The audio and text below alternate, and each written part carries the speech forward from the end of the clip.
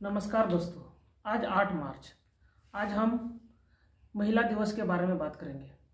महिला दिवस की शुरुआत सर्वप्रथम 1975 से की गई थी। इसके लिए संयुक्त राष्ट्र ने 5 जून 1974 में हुए पर्यावरण सम्मेलन के वक्त इसके बारे में चर्चा की गई थी और इसकी शुरुआत की गई थी। इसमें महिलाओं को विभिन्न प्रकार के कार्यों में उनके योगदान पर उन्हें सम्मानित किया जाता है और उनके बारे में बताया जाता है। आज हम इस आधुनिक युग में जी रहे हैं। ये 8 मार्च 2022 है और इसमें हम देख सकते हैं कि हमारे महिलाएं या लड़कियां पुरुषों के साथ कदम से कदम मिलाकर आगे बढ़ते हुए सभी कार्यों में पुरुषों के साथ बराबरी की भागीदारी कर रही है। और हम देख सकते हैं कि राजनीति में, जैसे कि आप उदाहरण ले सकते हैं बहुत सारे राजनेत्रियों का, जो अपने भाषण के दम पर या अपने कार्य से लोगों के दिल में जगह बनाए और उन्होंने लोगों के सामने कार्य किया। इसके अलावा आप खेल क्षेत्र का भी उदाहरण ले सकते हैं, जैसे कि ओलंपिक 2020 में सर्वप्रथम भारत को पदक दिलाने का कार्य भी एक महिला ने किया था, मीराबाई चानू। और उसी प्रकार आप और भी खेलों में देख सकते हैं महिलाओं का कितना बड़ा योगदान है। और अभी जो क्रिकेट वर्ल्ड कप चल रही है, महिलाओं का विमेंस वर्ल्ड कप, इसमें भी महिलाओं का बहुत बड़ा योगदान देखने को मिल रहा है। क्योंकि ये महिलाओं का है तो महिला ही योगदान करेंगे, तो सबको पता है, लेकिन फिर भी।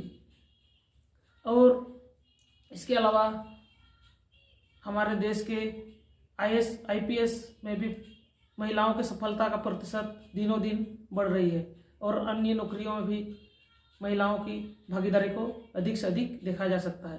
सामाजिक कार्यों में या अन्य सभी कार्यों में भी। आप क्रिकेटर के तौर पर मिथाली राज का नाम ले सकते हैं।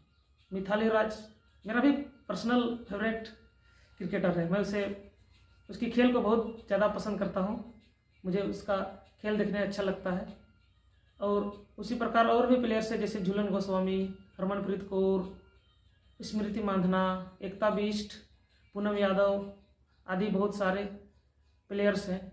इसके अलावा आप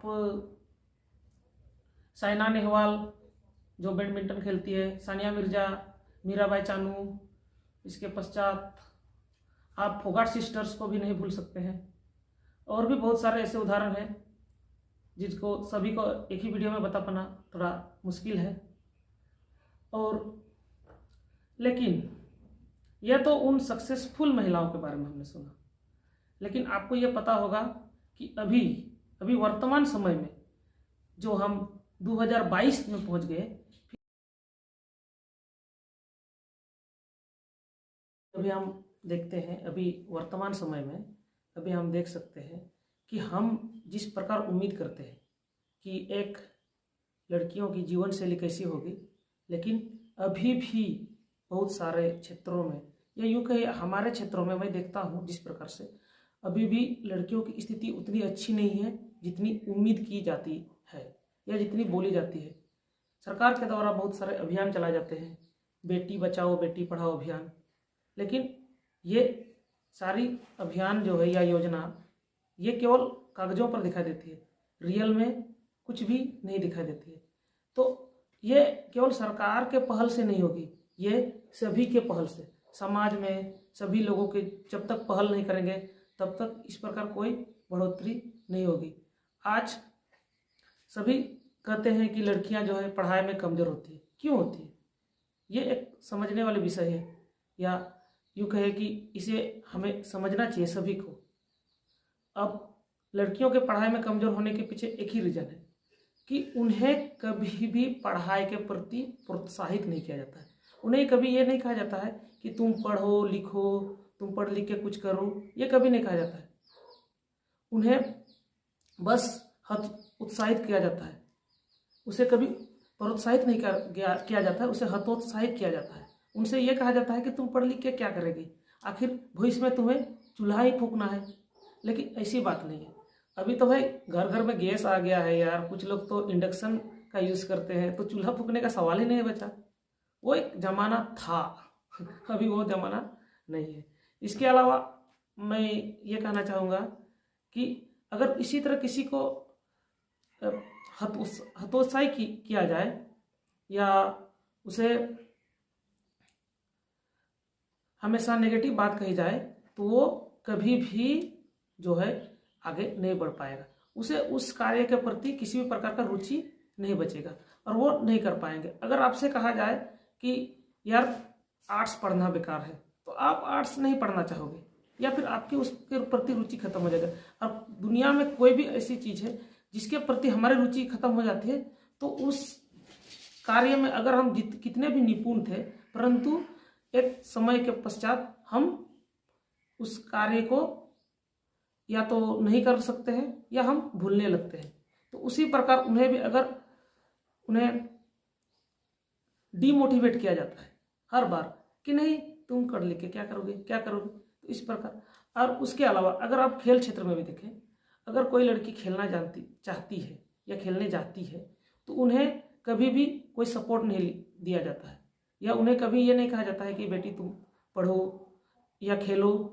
खेलने के लिए उन्हें कभी नहीं कहा जाता है। उनको डर रहता है कि समाज के लोग क्या कहेंगे। अरे यार, लोग तो कहेंगे, और कहने वाले के मुंह को कभी बंद नहीं किया जा सकता है। उनके मुंह तभी बंद होंगे जब उनके अच्छे रिजल्ट दिखेंगे, और जब तक हम कोई अच्छे रिजल्ट नहीं दिखाएंगे तब तक हम कहने वालों के मुंह को बंद नहीं कर सकते। और इसी प्रकार से लोग ये कहते हैं कि नहीं, अगर जो लड़कियां खेलती है तो बिगड़ जाएगी, उसके चेहरे हाथ पैर में चोट लगेगी तो उनसे कोई शादी नहीं करेगा। ऐसी बात नहीं है।